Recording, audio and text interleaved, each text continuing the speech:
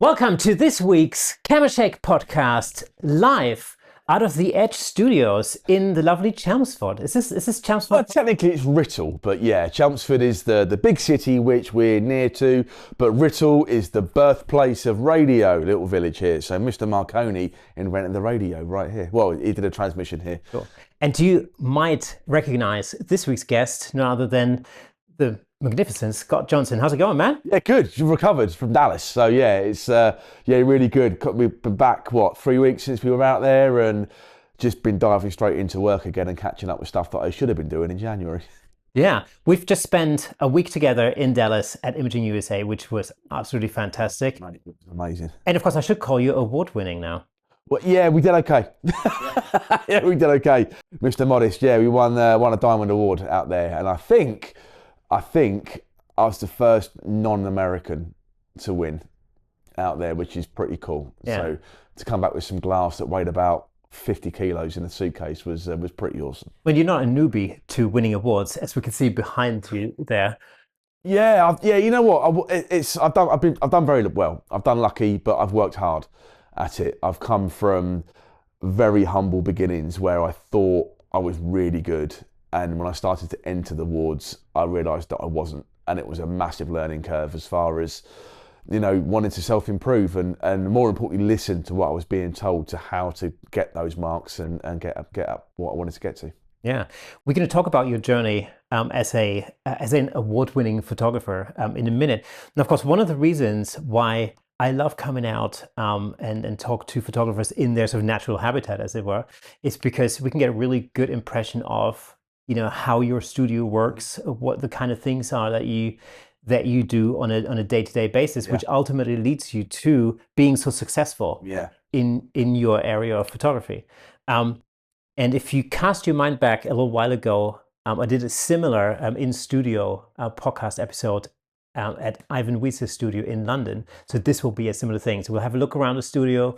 We'll see how this works and why this is so special. And also, again, it'll give us a really good impression of what Scott does. Scott? I don't know. My accent has changed since we've been in Dallas, I think. You went back to Germany as well, yes, so you exactly, picked up extra bit of accent whilst you're over there. Yeah, so we can do this like this, yeah. We can speak like this. This could be for our German audience. They go, I should maybe do an episode in German. Yeah, that'd be a thing. Apparently now you can use AI to auto-translate these things. You can. I did a seminar in Zurich before Christmas, and my German, very basic German, I can order, go to a post office and ask where the bank is and stuff like that. But I had to do an image critique, and I don't speak very good German at all. And they had to, they used Google Translate. So when I was talking, there was a little window on a pop-up box, and it was translating into Swiss German. It was very, very cool. Very cool. Yeah, it's very cool. I'm looking forward to the time when all of that auto-translation will become literally automatic and simultaneous.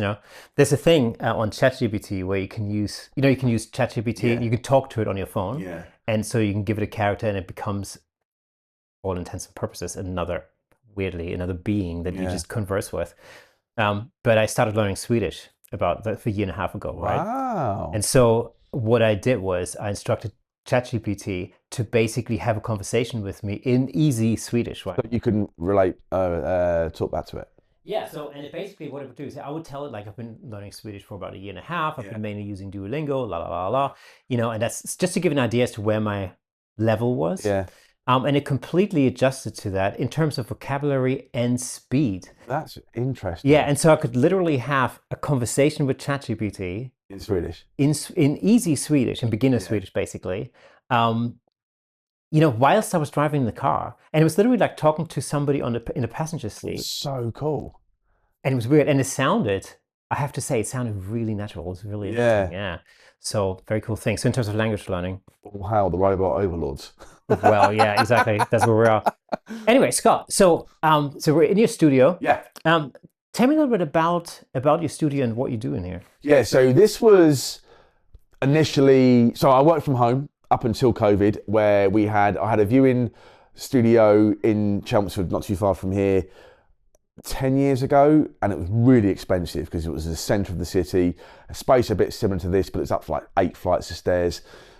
And then we found out we were expecting Emily, my daughter, so I moved everything home. At the time, we had an old cottage with a third floor, and I ran everything from there. So people would come into the house, through the front room, up the stairs, and into my office, and basically this. COVID happened, that had to stop. And then when we were allowed to see people again, I realised how much I hated it. Not hated seeing people. No, I love seeing people, but coming to the house was very disruptive. And then so I started to look for a space that I could call my own, and it was a neutral ground. So they weren't coming to my house, I weren't going to their house, which is how I started back in the day, like a travelling salesman. I had a suitcase full of wedding albums, and I would go to their houses and present. Then this came up, and it was just perfect. So I was driving my daughter to gymnastics, and I saw the to let sign, and I had a look at it, and I thought, this is perfect. So for 2 years, it was solely as you see it now, as a wedding showroom. You used the screen up there, so I'd show wedding albums and pictures. But in the last 12 months, we've also turned it into a portrait studio, which I don't know if you can see behind. There's backdrops up there. So now it's a multi-purpose space. So I'm getting everything out I can. That really makes perfect sense, because in a sense, you want to use your space in as many ways as possible, to create your work. Yeah. Because otherwise it just becomes... Well, and there were times, especially now, because we're recording this, end of February. This is typically from weddings a downtime. So yeah, I might be seeing some clients, maybe 1 or 2 a week. But for the large part, this is empty, because I actually work from home. My computers are at home, my screens are at home, so that's where I do the bulk of my work. And I come here in the evenings. But I had 10 sessions in here at the weekend, so I'm the busiest I've ever been, because I'm using the space, properly, and I spin it from. I did an Instagram reel, 20 seconds to turn it from a studio to what it is now. So it takes about half an hour to turn it into a studio, and then half an hour to put it back. But it works. But that's, again, this is very similar to MySpace. MySpace, that was a thing one day. In the past. MySpace. We should go back to MySpace. Exactly. We should set up a Camera Shake MySpace channel. That'd be cool. Yeah, that'd be good. So my space at home is exactly the same thing. It's multi-purpose, because it's, where I normally am when I record the podcast, I'm sort of in my living room, right? I'm sort of in a space between my living room and my shooting space, right? And everything transforms when I'm working, and then it transforms again when I have clients, because, when clients come in, the extension, which has a table in it, sometimes occasionally we use it as almost like a dining area, but all that gets flipped around, the backdrop comes down, the lights go up, and it becomes a mini studio. And then when the clients are gone, all of that reverts back to more of a living space, because it is effectively a living space. Yeah, I think it's also really important that photographers, and certainly now, are multi-genre. I think, I had a conversation with someone in America when we were out there. I don't think I've been a full-time wedding photographer for 2 years. I think because there's been fewer weddings around, and I've had more time to do stuff. And the portraits was a natural kind of transition or progression or evolution, whichever you want to call it. And it's been really good fun. I'm busier, for the busiest February I've ever had. This is a really interesting point. And we are going to cut into something very controversial that we're going to discuss as well. I know what's coming. Yeah. So this is like, stick with it, because there's something that will shock a lot of you watching and listening in a minute, but there are very good reasons for that. But one of the things that people often say is that in photography you have to specialize, right? You have to become the expert, the specialist in a particular genre. May that be wedding photography or portrait photography or headshots, right? Yeah, corporate headshots, sport, whatever. Exactly. And so the sort of the common lore is that the more you specialize, the more you can charge. And there's some truth to that. But I think what you've shown is that that's not necessarily always true. Sometimes you do have to diversify in order to make your business work. Yes. What was the initial thing that the initial catalyst that made you diversify into portraits, for example? So I worked on cruise ships. Right. And there were a lot of portraits back then, so it's something that was almost at the genesis point for me 20 years ago. But it was actually working for Fujifilm. I helped launch the GFX 100 back in 2023, and they got me in to speak to the technical specialists across Europe about how the camera works, to run a workshop. And I thought, great, I've done it before, no problem. Assumed it was going to be weddings. And then I get to the house of photography in Covent Garden, go downstairs. I went, yeah, you're going to be shooting in here tomorrow, which is their amazing portrait studio. I've gone, portraits? Sorry? I went, yeah, you're doing portraits tomorrow. And I've gone, oh, and I hadn't shot a portrait in 10 years. And then I had to very quickly remember how to do it. And I did the pictures. I looked back and I thought, actually, I'm all right at this. And then I just thought, again, having this space so empty for so long, I thought maybe I can do portraits in here when I'm quiet in the winter. And that was kind of the catalyst of doing it. And then this year being 2025, there's a lot fewer weddings around. So we've had to kind of ramp the portraits up a bit quicker to help plug that gap. And it's been something that, like, now it's absolutely chucking down the rain, but I can be in a nice warm studio shooting portraits, and it's a lot. I'm enjoying it a lot. Why do you think there's been sort of a dip in weddings? You can kind of, like, my diary will follow what happens in the world. So when we had the big financial crash in 2008, I had a very quiet 2010 and 11. When we had the recession in 2015, 2017 was quiet. COVID, the rules went out the bag of that. That was one of the things no one could kind of foresee. But we're living the results of what happened in 2022. So we're 2025. Without getting political, we had a government in the UK that was not the best for 63 days, which didn't last as long as a lettuce. And the results of the decisions that were made in that government, and house prices went up, mortgages went up, gas and electricity went up. There was a war in Ukraine, which is still happening, and everyone just kind of thought, whoa, we're going to pump the brakes. So people that were getting engaged in 2022 and booking weddings for 2025 haven't. So I'm busier next year, 26, than I am this year in 25. Everyone's just gone, you know what, we're just going to wait a year. And then, so that's the result of that. So yeah, you look back at if you have a quiet year, look back to what it was like 2 years previous and you'll find the answer. That's really interesting.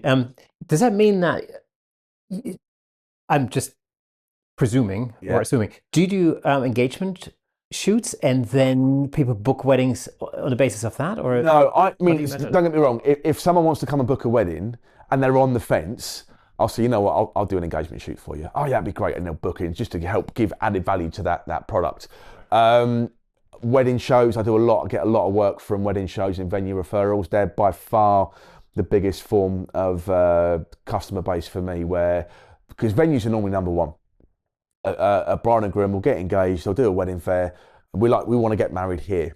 And it's that venue will say, well, if you get married here, we recommend these guys, and these guys. And that's where I come in, because you get a good relationship with the venue, do your marketing for you. It's you still have to market. I'm not saying don't market, but they're generally first point of contact. And then it goes down an order of perceived hierarchy in weddings, because I can only shoot one wedding a day. Once I'm booked, so people would generally come to me second or third on that pecking order. is there, because obviously, with the advent of AI and the pressure on photographers in other genres, I mean, take headshots as an example. Is there a thing whereby a lot of photographers go like, well, just doing headshots isn't doing it anymore. Maybe I should get into weddings. Is there like an increase in competition level? Is that something you sense? Yeah, so certainly coming out of COVID, when people sadly losing their jobs as a result of COVID, and the same happened in 2008 after everyone lost their jobs. We saw a massive influx of new talent, new photographers coming into the market, and it did flood the industry for a long while. But everyone wants to be a quick success. And if you don't hit that success in 6 months, they give up and try something else, where this is a long game. As I said, we're living the life of what happened in 2022. So we're, best part of 2.5 years away from that. And it takes a long while to build that business up. So initially, there was, but we're finding now the content creator is now coming into it, where people are shooting on their phones and delivering images the next day. And that's the real challenge that we have as image makers, video and photography, because, you can deliver a couple of files next day, but to deliver a whole gallery in 24 hours, unless you stay up all night, it's impossible. You mentioned video there, and this is another interesting aspect. Is there a thing where where video is becoming so much more of a force, across social media, and the expectation when it comes to video has risen dramatically across all forms of media. Actually, is there a pressure on traditional wedding photographers to cover video as well? Yeah, I get a lot of requests for it. Hybrid photography, I think it will be the next big, or is the next big thing now. A friend of mine up north of England, he said hybrid is saved his business. Whereas photography, he was doing okay, but now he offers video as well. And as you know, on digital cameras, you can just flick a switch and it goes to video, and it's seamless. The problem I have as a solo shooter, it's second guessing yourself. Is when do you switch from video to stills? If there's two of you, it's a lot easier. I know you're shooting video, I'm shooting stills, then you just make a signal and you flip it and you get the different angle. But for me, as a solo shooter, very, very hard to kind of judge that. And so I will offer it. I will get a person in to shoot video for me under the brand, but I won't do it myself because I think I need to focus on one thing rather than two. And if you were to do both at the same time, it would basically totally inform your choice in terms of gear, for example. Yep. And it will, in that respect, it will then inform, innovation in the camera industry, just in general. Well, Fujifilm launched the XH series, which hybrid system back in 2018, and that was their first toe in the water for doing both. And the cameras are great, but Nikon do it, Sony do it, Canon do it all now, and it's they are getting a lot better. And you see, especially now I'm involved with Fujifilm in the UK.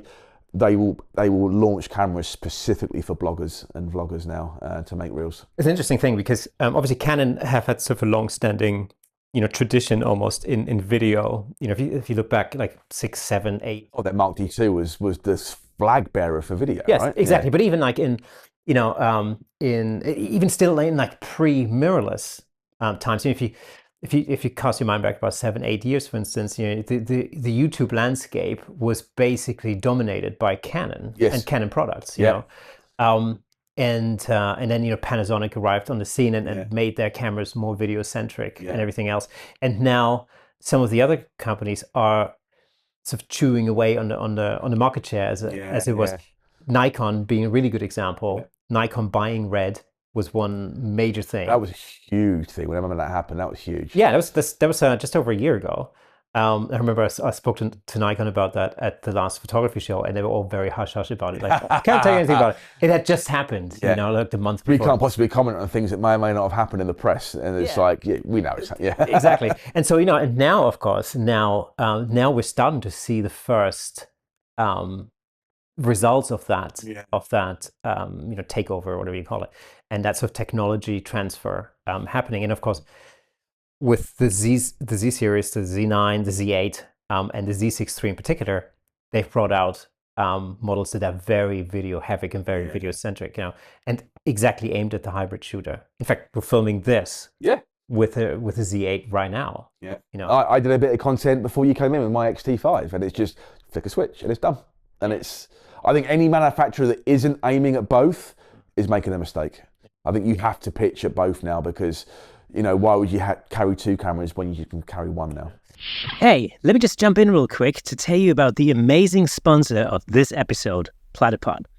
Platypod offers innovative camera support systems designed to unleash your creativity. With their stable, versatile, and portable solutions, you can capture stunning shots like never before.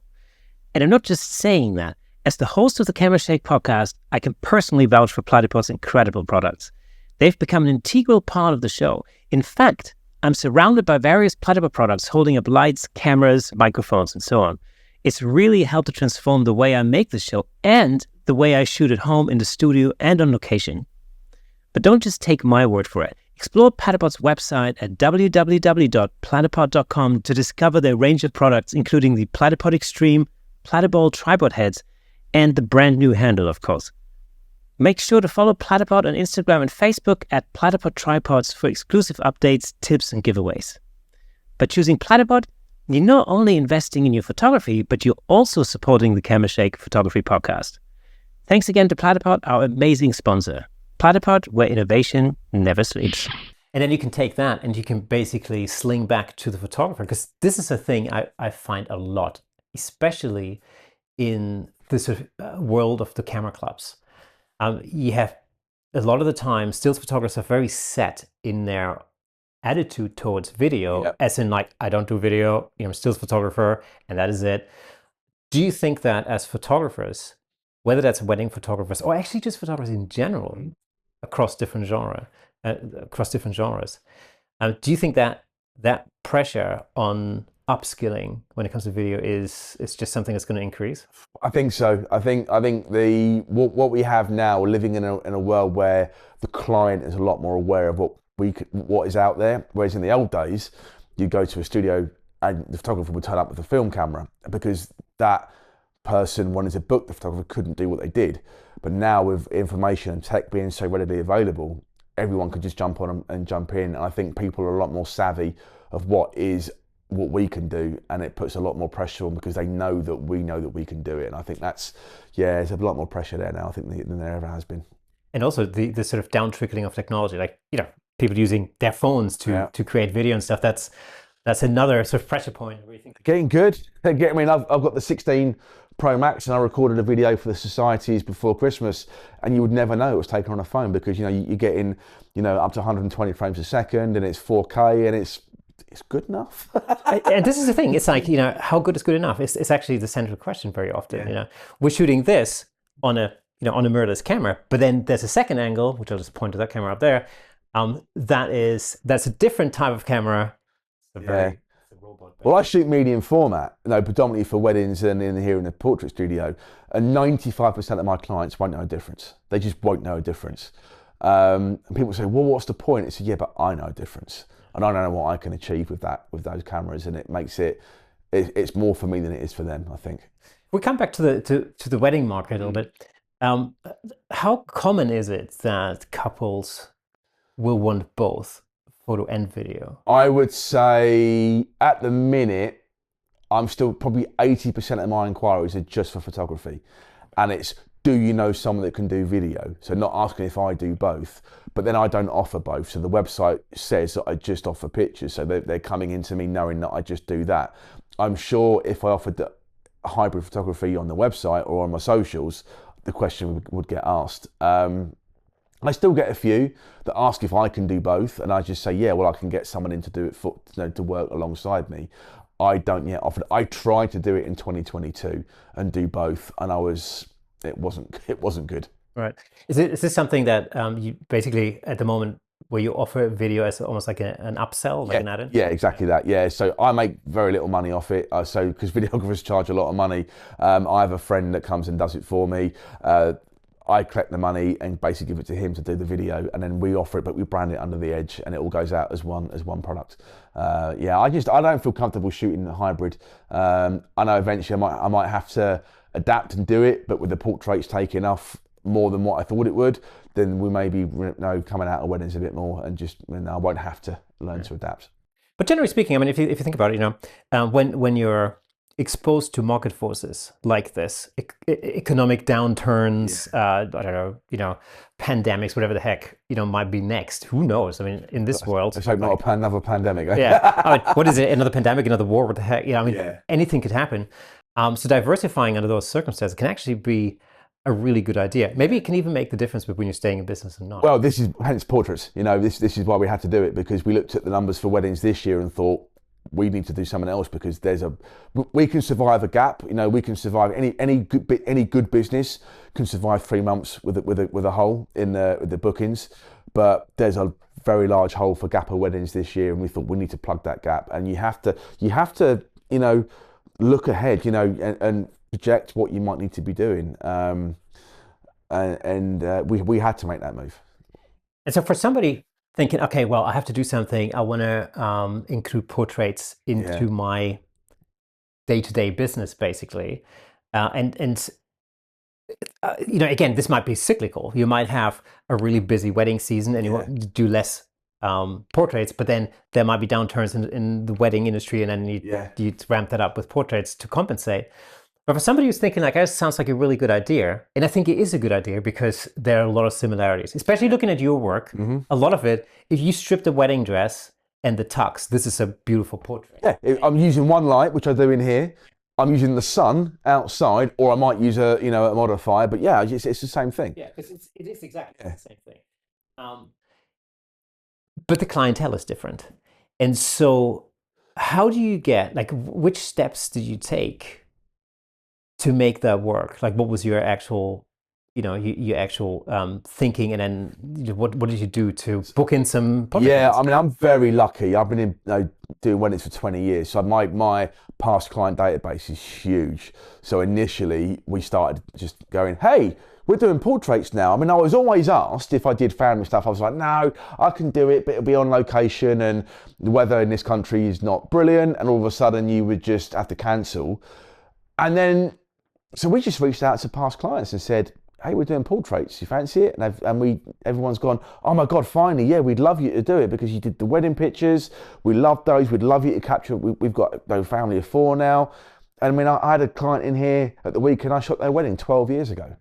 So one, it's great to see him again and see him grow as a family. And 2, we can market to the same client again of something different and try and and they could be a client for life again because every day might have more kids, the kids grow up. Sadly you don't realize how valuable what we do is until someone passes away, and that's where we put the value on it. So we've got a family of 10 coming in here on Saturday, which is going to be a bit of a squeeze, but but we'll get them in and we'll do a composite and it'll be great. But so we reached out to past clients, and that's gone really, really well. And that should keep me busy for the rest of the year. Cool. I hasten to ask, like, how many times have you shot like multiple weddings for the same client? Okay, so twofold. One, we booked a wedding and we had a cancellation 5 days before the wedding, where the groom just did a runner. So that was a very hard phone call to have. The father of the bride rang me up and said the wedding Saturday is sadly off. And I could hear this poor girl in the background crying. She was obviously distraught. They'd already paid because we take money up front. And I said, I said, you know what? When the time's right, I'll honour that money and we'll do it. We'll do your wedding for you. So she got married to someone else like 4 years later. So technically that has happened. But then one of my very best friends, which I don't mind telling the story, I photographed his wedding back in 2013 and I'm photographing his second wedding in June this year. So who will be the first? So which is Stag Do's in a couple of... Stag Do's actually the week of TPS. Yeah. So if you see me at TPS and I'm looking a little bit fuzzy, you know why. Cool. Well, we will be at TPS in just over a week's time. Yeah. So that'll be fun. Yeah, so I'll look a bit more tired. Yeah. So just swinging back to the portraits, what does your workflow look like? Do you sell individual portraits? What is your product? So we're trying to sell wall art. So we're trying to move away from digital files because the digital files at weddings is something that people just want. And that's fine. If it helps, I'll give you low-res files to go on Instagram and Facebook. That's fine. But I try not to give high-res files because we don't want to trust what we do to Boots and Seawee and all the other high street labs, which serve a purpose for the consumer, which is great. But if you're spending 10 grand on a camera and you're relying to some instant print in Boots, it doesn't look great because they're not calibrated. Whereas if we can control the narrative, which is why we do wedding albums, which is why we do wall art, it's just going to look better. And that's so we're just doing wall art. People want to come in and do like a print box, and we can do that. But we just want to sell big prints you see behind us. That's what we want to sell. So you're really doing the traditional thing of doing the shoot, then doing a viewing. Yeah. So we do the shoot, which is about an hour, and then we book the viewing at the point of the shoot, and we say, right, you come back and view the pictures on the screen, and that's generally a couple of weeks after. It gives me a chance to retouch and edit and cold down and get the bloody laptop working, as you saw me having a conversation with someone earlier on the projector, and then they come and view, and then they'll pick hopefully some nice big wall art. Yeah. All right, so let's talk about something that's slightly controversial. Yes. I've announced it, and we touched on that even over at Imaging as well, because, and this will shock some people, I know you shoot all of your weddings award-winning weddings, by the way. And that being said, you won basically the best in show in the wedding category Yeah. at Imaging USA Yeah. out of heck knows how many entrants. Yeah. With an image that was shot as a JPEG. As a JPEG. Yeah. And you shoot all of your wedding. I shoot everything JPEG. That's unbelievable. For those of us who wear t-shirts saying I shoot raw. Yeah. First of all, what is your thinking behind that? Okay, so initially it was a mistake on my part at a wedding. So I had the pre-production model of the X Pro 2 that Fujifilm launched in 2016. So I had the pre-production model to test it for weddings and see how it worked. So I put 2 cards in, and I thought I was sending RAW to JPEG on the 2 cards, but I'd set it up wrong and shot 3 weddings with JPEG only because I set JPEG to both cards. And at first I was like, oh, this is the day that people stop booking me, because I'd shot RAW forever. That was always the thing that you did. And then I got the files, I took the files off the cards, backed up. I was so scared to look at them. I'm thinking I've just shot a wedding in JPEG. What's coming? It was APS-C sensor too, so there's small sensors. And I looked at the files, I'm like, actually these are okay. And the client never noticed difference. So I delivered the file, we did some big prints for the wall, and the client was okay. So it took me about a year on when I did RAW and JPEG, but I just edited JPEG. So actually I used the RAW files as a backup rather than using the JPEGs as backup. And then in about 2018, I thought, no, this is where I want to be at. And I just sent JPEG to both cards, and the rest is history. And in those days, what sort of megapixel size are we talking? The X Pro 2s were 24, 26 megapixels. And yeah, I think that was 26 megapixels. So good enough, good enough. Yeah. So what's the in what way do you think JPEGs overperformed in comparison to others? I mean, I think we said this back in Dallas. In the old days, you had to shoot RAW because the JPEGs digitally in 2003 and 4 and 5 were rubbish. They were no good for high-end work. But technology has moved on so much now, where I can get 8.5 stops of detail out of shadows off a JPEG file in my GFX. So it's as good as RAW was, 4 or 5 years ago. So yes, am I still behind the curve a little bit? Probably, when it comes to what I can get out of a file. But what it's about shooting the image at the point of capture correctly to get the most amount of information out of that file to make it look brilliant. It's the editing time's quicker. The space is obviously less because you're shooting JPEG. Run it through JPEG Mini. It strips all the files down as well. So I can get a wedding to under 30 gigabytes, and I'm shooting medium format. And every award I've ever won, since 2016, has been from a JPEG capture. Unbelievable. So, I mean, what are the real advantages of shooting JPEG? Is it just the size, like the file size? Files. I mean, storage is so cheap now. So you can get a 2 terabyte lacy hard drive for 80 quid. So it's not that, but certainly speed and performance of the camera on the wedding day is faster because it's dumping images onto the cards quicker. It's the autofocus is quicker. Everything just seems to be a bit more snappy in the camera. And don't get me wrong, if I'm shooting for a corporate client, I mean, I do a lot of work for the Crystal Maze in London, and they have those orange little jumpsuits, and that has to be that specific orange in the picture. So I will shoot RAW and I will grey card it, get that orange perfect. So I'm not saying don't shoot RAW. I'm saying RAW has its place, but so does JPEG in a workflow now. But I just find my cameras are a lot more snappy and responsive if I'm shooting JPEG at weddings, especially if you're in a dark church and you've got the bridal recession and I've locked on and going bang, bang, bang, bang, bang, and I'm getting 6 frames a second and it's just dumping the images. I shot a confetti shot at a venue in October with the new GFX 100 II. I did a 97 shot burst with a JPEG, and it just from on the card, it was good to go. RAW, steam would have come out of it. Yeah. That's the thing. That's exactly, Yeah. And that's the thing. I mean, if you want that kind of performance with RAW files, you need to really go very high end in your cameras, which then adds cost. Don't get me again. If Vogue ring me up tomorrow and say, Scott, can you photograph the front cover? I'd probably shoot RAW, but I'd make a point. I would deliver a JPEG first and see if they noticed, because I don't think they would. Yeah, I mean, it's interesting. I think JPEGs probably have an image problem then. I think we had the conversation off camera about, there's this perception that you have to shoot RAW because you're not a professional if you don't shoot RAW, which is, it's bollocks. I've been shooting JPEG since 2016, so for 9 years I've been solely shooting JPEG. Not one of my clients have noticed, not one of my Fujifilm, when I send them files, they know I shoot JPEG, they're good enough for them. You can print, that's a JPEG behind me, and that's a 1.5 meter wide print. That's off a XT3 JPEG, and it's good, and you'd never know. That's amazing, isn't it? Yeah.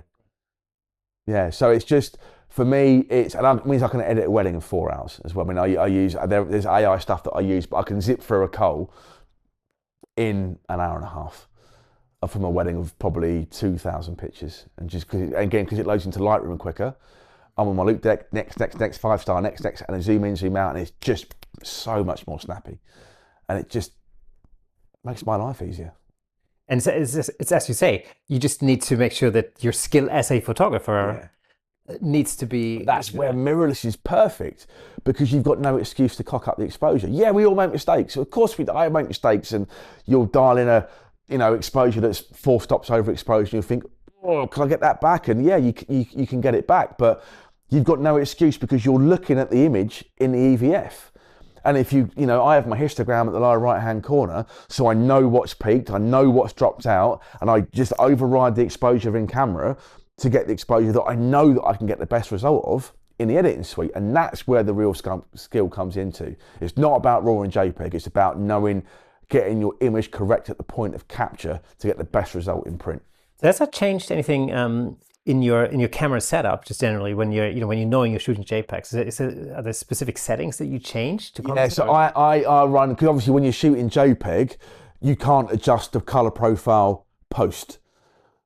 So I set my film simulation to what I want, and then I have a couple of things within the camera setting that I will have that I know that I like, and then I'll run my Imagine profile through it so I get the end result that I want it to look like. But so that's where the skill comes in. So if you shoot on flash white balance and then go outside and you forget, you're like, oh no, but you can reduce the temperature and tint in Lightroom anyway to kind of counterbalance that, but you need to be a bit more savvy when it comes to it. But certainly there are settings in my camera, my in-camera settings are set to how I want it to look, and then we just tweak it in post-production. Do you have to be a little bit more careful as far as the histogram is concerned? For example, if you go for that light and fluffy look, and you're shooting just a little bit over, are you more aware of that when you shoot? I'm more aware, but then again, the sensors now are so good. I mean, the old days, the sensor would just record 5 stops of light from bright to dark, and that was all you get. Now you're getting like 17 stops in some cameras, so you've got a lot more versatility and latitude to be able to pull a highlight down or lift a shadow up. So, but again, it's practice. It's knowing my camera systems inside out, and knowing that what I've got in my EVF is going to be perfect when it goes onto the screen. Yeah. I remember we had this conversation. Did you change from Canon to Fuji? I was Nikon. Yeah, I was Nikon for many years. I had the big heavy D4S, which was an absolute beast of a camera. I loved it. I felt like a proper photographer when I had it on. And then I went to Fujifilm in 2016. And then the irony is because there were smaller and lighter cameras, I'm now shooting medium format, which is the same size as the D4S. So still a bit smaller, but just as heavy. Yeah. What was the main change in moving to medium format, or what's the advantage shooting medium format over? Well, not many people are, so it's a bit of a USP, especially at weddings. It shoots natively in the 4:3 ratio, so it looks a bit more retro when it comes off the camera. And the lenses that I use, the depth of field is just a lot more fuzzy. So you get that nostalgic look to it, where the cameras I use are lenses are 1.7, which is about 1.2, 1.3 in old money. So at 85mm at f2, which is about 1.4, it just the drop off and depth of field is just gorgeous off it. And then the end result is better because you've got a higher file size, so you can print bigger, and it looks like you. And it makes, when people are going through the albums, people forget a photograph should be printed. When they're looking at something on a screen, yeah, it's great. But when they come and view their album on the desk here, they go, oh my God, I can't believe how clear they are. And that's the payoff of going to medium format for me.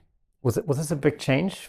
Like just in terms of like approach when you were shooting? Yeah, I initially had to be a lot slower because the first, the GFX 50S was great, but it was really slow. It's taken, that was 2017, so it's taken sort of 6 years to get to a point where the GFX system is fast enough to shoot a wedding. And I would say my 102 is as fast as my XT5 as far as autofocus lock, face tracking, darkness. It's now at a point where it's good enough to shoot a full wedding on. Yeah, because that's the thing I always find, like with technology moving on, there are things like eye tracking, for example, that like in the latest versions of the Z8, for example, it makes such a huge difference when I shoot. When I shoot things like boxing, for example, people moving around. People crossing in front of another person, because although I'm ringside and I'm right up by the ropes, you can't control where these people are moving, and they're moving fast. Comes across and exactly, and and they're fast. So there's no way you can realistically. I wouldn't shoot. Well, I have shot sport in the medium format. So I'm doing a talk at TPS, funny enough, about the GFX and it's actually titled, yes, I use medium format for weddings. But to make a point, I shot sport with it. I shot a Taylor Swift tribute act with it, and I did, what else did I do? I did a load of like burst files just to prove how good these cameras are now, because the perception, much like RAW versus JPEG, is medium format's not fast enough for weddings. It didn't used to be, but it sure is now. Yeah. What are the disadvantages there? Is it like, I'm thinking low light performance, like as far as the sensors are concerned, is that? It's getting pretty good. Again, the 50S, the 50R, even the first GFX 100, not so great in low light. But when they did the GFX 100S, that was the first camera that I thought, oh, this is the proper wedding camera now. I can go up to 12,800 ISO and it's great. Where's that going technology-wise for you, do you think? So Fujifilm, especially with GFX, they're bringing out a 1.7 aperture range of lenses, which is great because it means you don't have to push that ISO up as high as you used to. I've got pictures in my talk next week at TPS where I've shot a first dance at 1.7 and it's 800 ISO. There's enough light that's coming in through the lens so it negates having to push up above 1,000. So they're trying to build a better lens to let more light in so it reduces that ISO intake as well.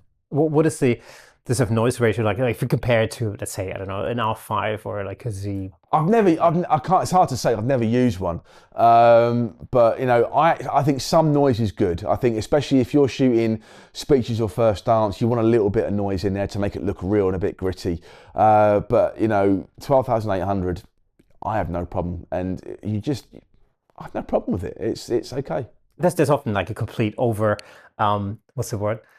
The overemphasis on noise anyhow. I mean, this is I think people fixate on the wrong thing sometimes. I think people are so fixated on, it should be like this, but sometimes it's okay. I'd rather get the shot at 12,800 ISO and it'd be a bit grainy than miss it because I'm trying to keep the ISO down and it be out of focus because the camera just can't cope with it. So I'd much rather get the shot than not. It's an interesting concept because it's like, on one hand, because of the fact that you're shooting JPEG, you're sort of, you're introducing risk in a way. And I quite like the idea because it does keep you on your toes as a photographer. To me, that's always the thing. I don't like to become complacent with things like that. And I like certain challenges. Doing video is like there's one challenge after the other. I mean, you've got audio and lighting and blah, blah, blah. Oh, that's a headache for me. Even watching the guys that I do weddings with, they've got 5 cameras and 3 wireless mics. I get anxiety just looking at it. I'm just like, I can't, like, what? Like, well, give me like 2, I shoot with 2 cameras and that's enough I can do. All I can deal with is 2 cameras on a day. But I do like the idea of slowing down with things. I mean, that's exactly why I started shooting film. It's just, it just gets me to this headspace. That was the thing as well. Coming from the D4S and the X Pro 2 to the medium format, you have to slow down because the camera didn't let you go quickly. So I was shooting fewer images at the wedding because I was, rather than going bang, bang, bang, bang, bang, I was ka-chunk. And then I was taking, because it just wasn't that quick. And I've kept that approach even though the cameras have got better and quicker and faster, I still have that methodical approach to, well, why take 5 when I just need 2? Or I take 3 rather than 10. But again, that brings the edit down because I'm taking fewer images. And that means I'm culling less, which means I'm giving them less, because if you're giving a gallery 1,000 images, they're going to be overwhelmed. My galleries are probably 400 or 500 pictures from a whole day, and that's what I get to see. And I mean, the add-on effect of that is, if you think about it, your editing process is quicker, which basically means your overall turnaround time is quicker, which then means that you have more time to do things like portraits on the side. Or have time off. Or have time off, yeah. Or have time off. Whereas, even in the height of the COVID madness, where we came out of lockdown, and I shot 48 weddings in 10 weeks, because we had to, people were rescheduling, and I was doing like Tuesday, Friday, Saturday, Sunday, Tuesday, Wednesday, Friday, Saturday, and it was crazy. Nobody waited more than 3 weeks for a gallery. So we turn images around within 3 weeks, no matter how busy we are. And it frustrates me when you see people that are waiting. I've got a friend of mine got married in October up in Newcastle. She still hasn't seen her wedding images. And we're now into February. And I'm like, it doesn't take that long. It doesn't, nothing takes that long.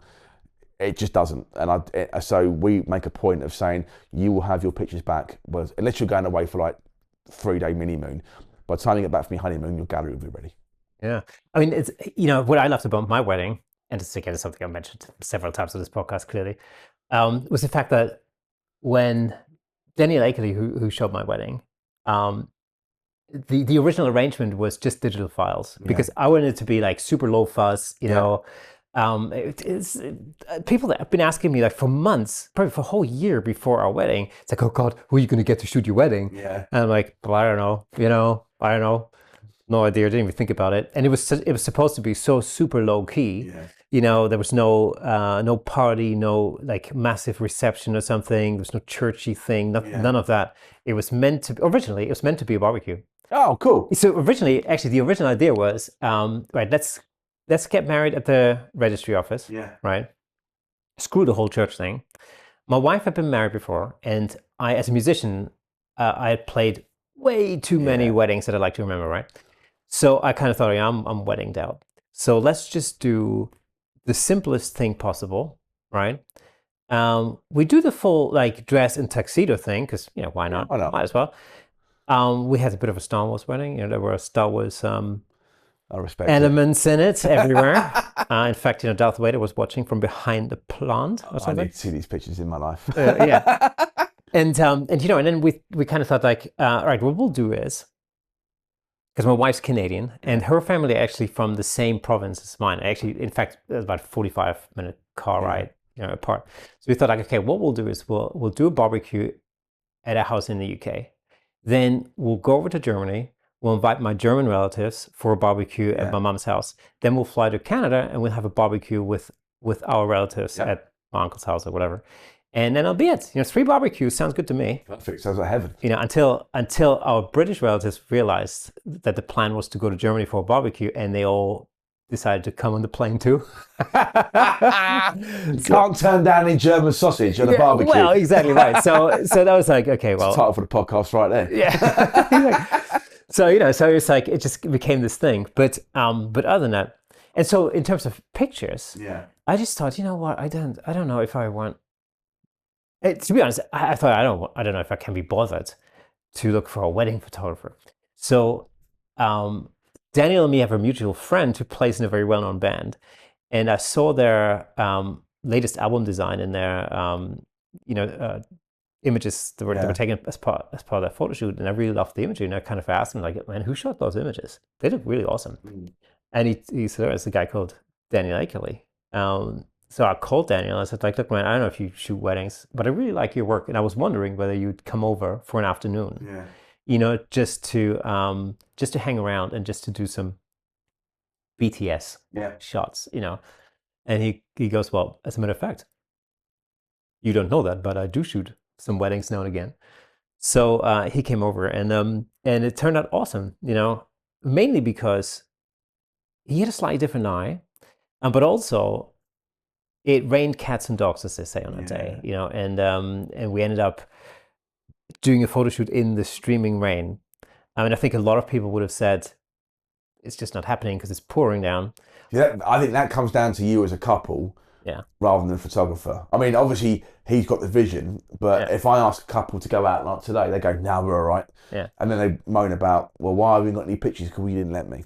Well, exactly And that's, right. you did the right thing by Yeah. allowing him to be creative. Well, it's actually my wife, because I was like, she's probably not going to want to stand in the rain in her dress. Yeah. Whilst my wife was like, sure, let's do it. We had to walk to this this old like Victorian bridge, and we had to cross a farm and a number of fields. Yeah. And so there she was, with her wellies on, drenched in rain and covered in mud. Brilliant. And it was brilliant. And the photos were awesome. And the thing was, the arrangement was just like, well, it's just digital images. Not really interested in anything else. And but what he did do is he sent us like a cigar box of prints, and there were about 30 prints, and that was completely unexpected. Didn't know that was happening. That was never part of the deal or anything like that. He just did that because he wanted to, and he thought it was a cool thing to do. And I have to say, we have that box on our windowsill. We look at those images very regularly. Yeah.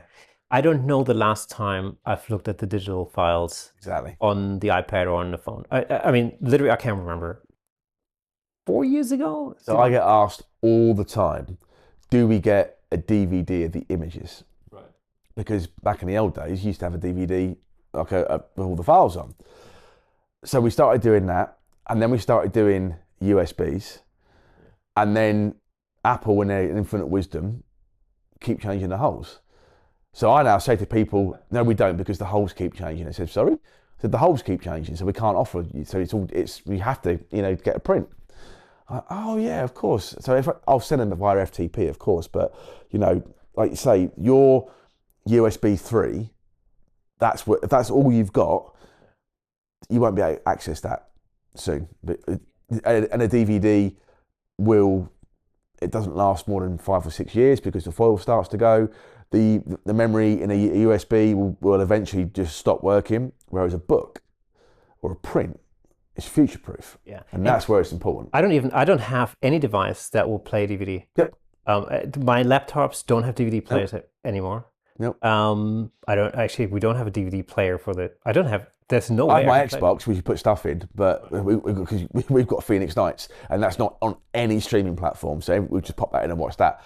But the way the technology is going, the printed medium is going to outlast everything, because your iPad will eventually die. My phone will get lost or broken, whereas a print, you put it in your pocket. Like the old days where in your wallet you have a picture of your family in your wallet because it's always there, and that's the same as a print. It's so important to print.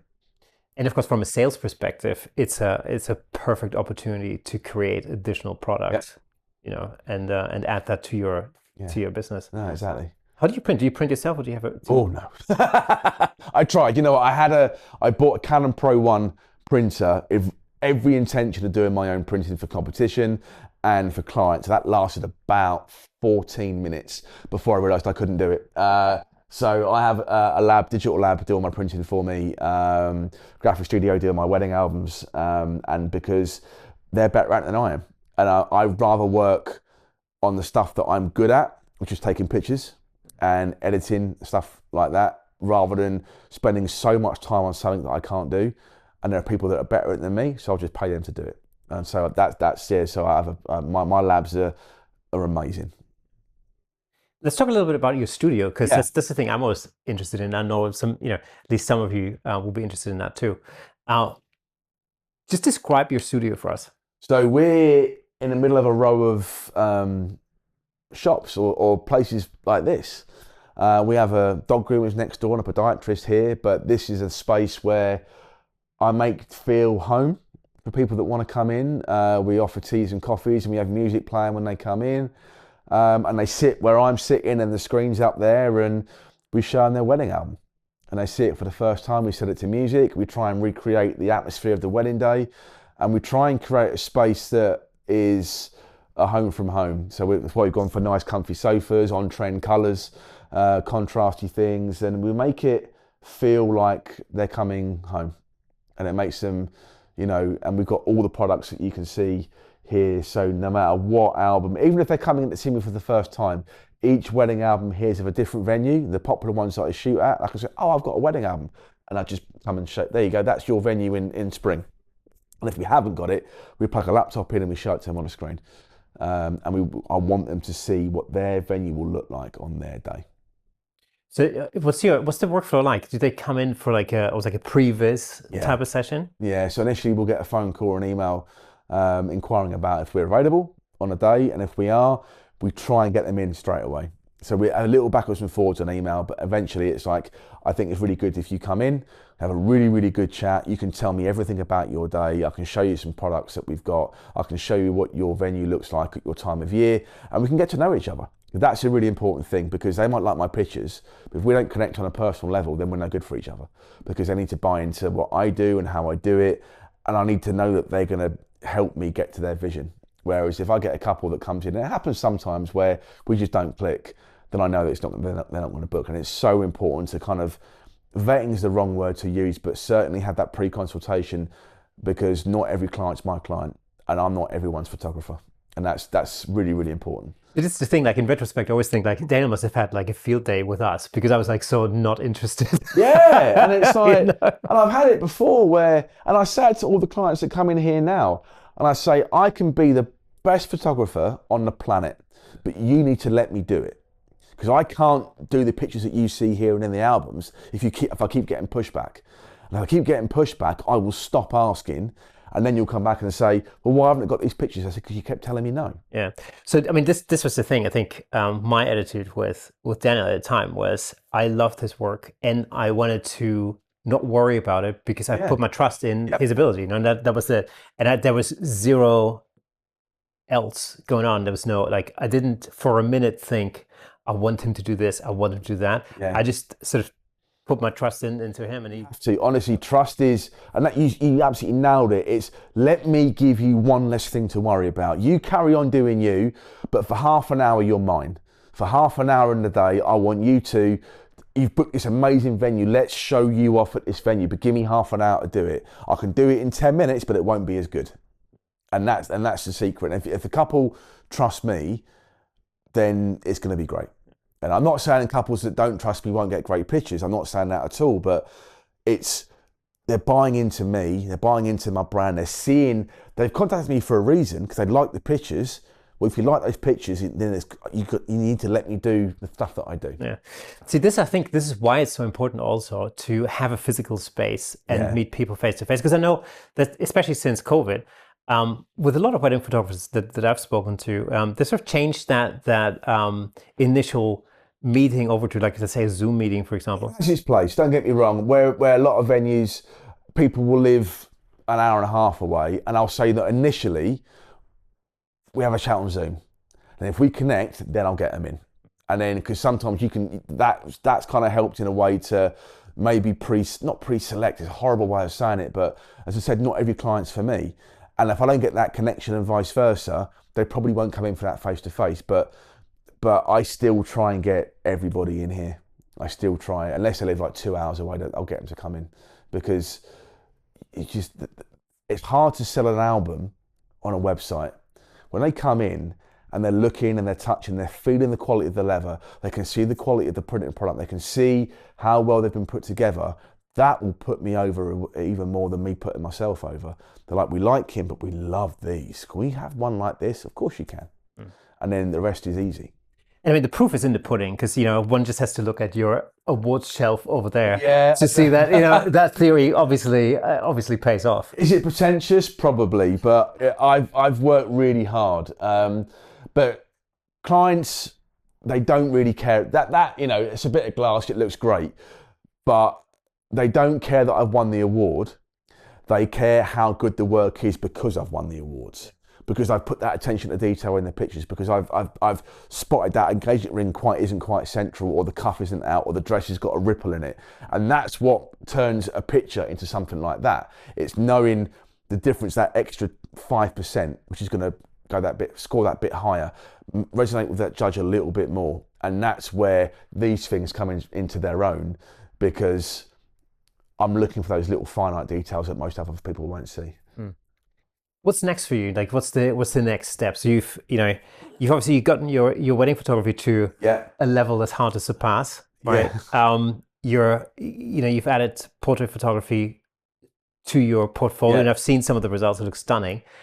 What's next? So I really want to try and have a year off the awards.